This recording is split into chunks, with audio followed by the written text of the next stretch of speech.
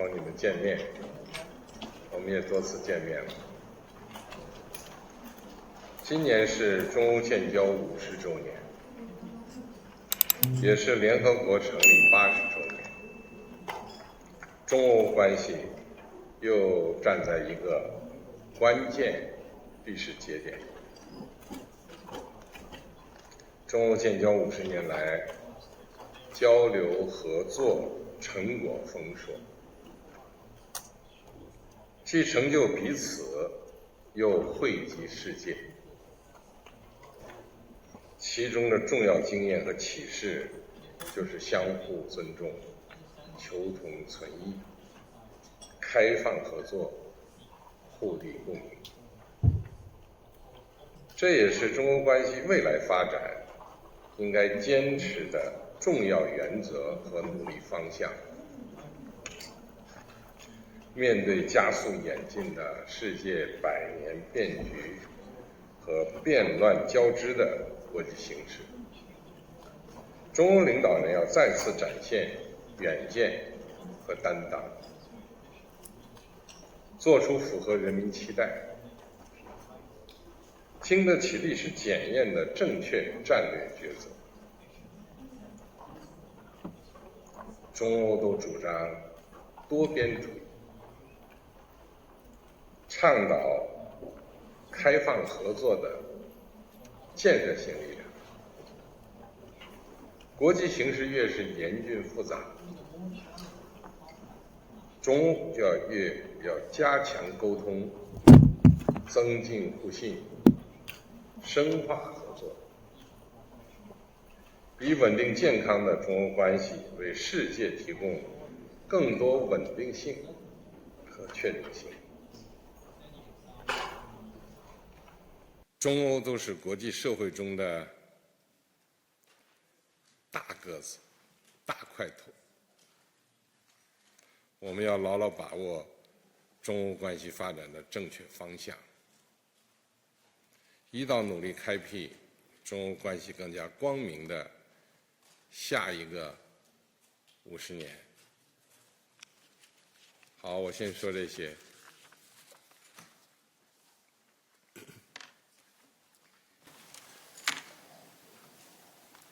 Mr. President, dear ministers, it's my pleasure to be here in Beijing together with President von der Leyen for this European Union-China summit and to meet you once again now in my new capacity. This year marks the 50th anniversary of the establishment of our diplomatic relations. Over the past 5 decades, we have become key trading partners, contributing to the development and prosperity of our citizens and our economies. We have developed a rich and deepened cooperation, and our economies and societies are deeply interlinked.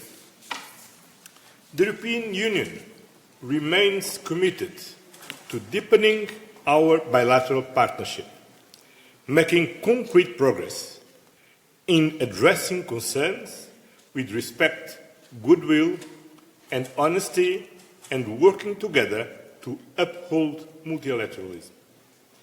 We need concrete progress on issues related to trade and economy, and we both want our relationship to be balanced, reciprocal, and mutually beneficial. Today, the world is going through a period of global uncertainty, marked by economic volatility, geopolitical tensions, as well as challenges facing the entire humankind.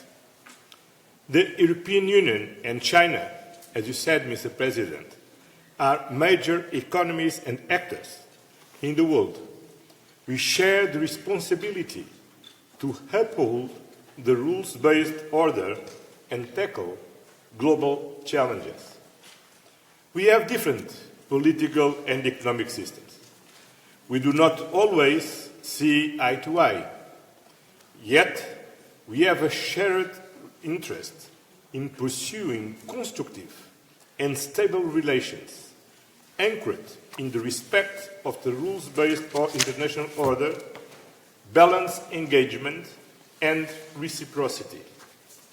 We wish to continue to engage with China to tackle global challenges and take more ambitious action on climate change, on biodiversity, health and pandemic preparedness, food security, disaster reduction, debt relief, and humanitarian assistance.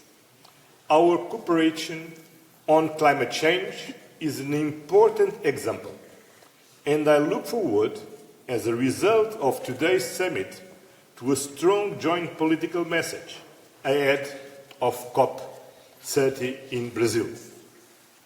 We must also uphold the fundamental values enshrined in the United Nations Charter, who we celebrate the 8th anniversary. Values such as sovereignty, territorial integrity, and the respect for internationally recognized borders. As a permanent member of the United Nations Security Council, we call on China to use its influence on Russia to respect the United Nations Charter and to bring an end to its war on aggression against Ukraine. I am grateful for this opportunity to meaningfully address these and other issues with you. And my wish is that in 50 years from now, the European Union and China will be able to celebrate bilateral relations which have continued to bring prosperity to our peoples, develop solutions to shared global challenges, and serve the cause of global peace. Such relations will benefit our people and contribute to stability in the world. I am looking forward to a fruitful and open discussion with you, Mr. President. Thank you very much. Mr. President, thank you for welcoming us again in this magnificent city and great country. It is my third time in Beijing as President of the European Commission and my first time in my second term. But this one is special. As you said, we mark 50 years of diplomatic relations between China and the European Union.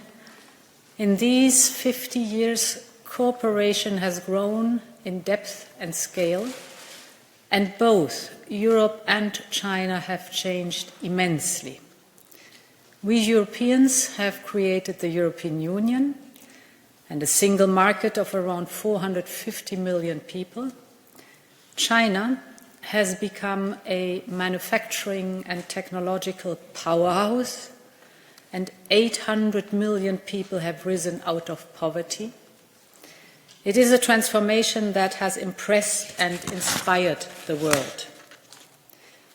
Today, Europe and China are two of the world's three largest economic and trading powers, and our relationship is one of the most important and consequential in the world. In fact, in terms of total trade, the European Union is China's largest trading partner, and China is the EU's third. Our bilateral trade in goods now exceeds 2 billion euros per day. Europe has supported China's economic developments for decades and continues to do so. As our cooperation has deepened, so have the imbalances.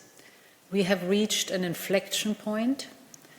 Rebalancing our bilateral relation is essential, because to be sustainable, the relations need to be mutually beneficial.